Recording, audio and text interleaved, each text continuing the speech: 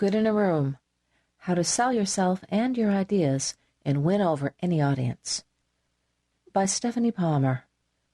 Narrated by Judith Brackley. Copyright 2008 by Stephanie Palmer. This unabridged audiobook was published in arrangement with Doubleday, an imprint of Doubleday Broadway Publishing Group, a division of Random House Incorporated, and was produced in the year 2008 by Tantor Media Incorporated, which holds the copyright thereto. Introduction. You walk through the revolving doors into a 3-story lobby.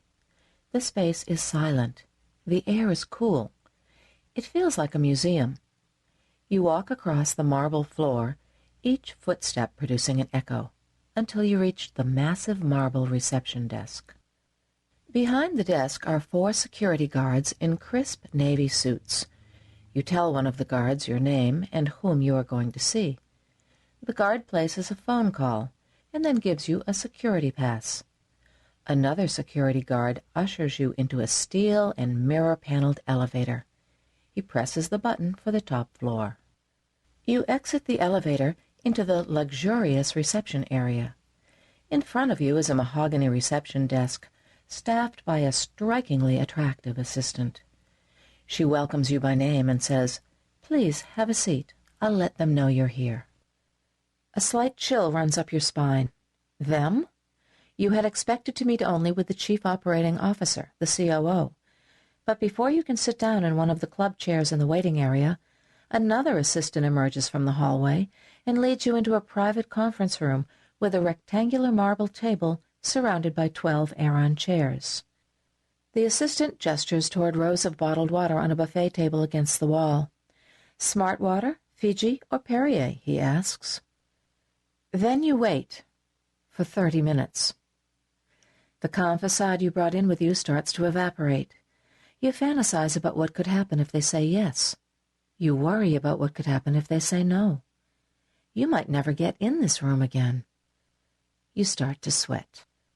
Then you remember what you learned from reading this book, Good in a Room. You have a comprehensive strategy for each of the 5 stages of the meeting. You know how to avoid the secret traps that take most people out of the running. And when the time comes to pitch your idea, you know exactly what to say and how to say it.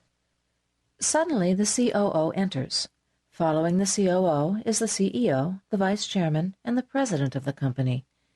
Everyone takes their seats and the meeting begins. 20 minutes later, the meeting ends smoothly. The room is warm with enthusiasm, and the executives smile as they shake your hand. The COO sees you out the door.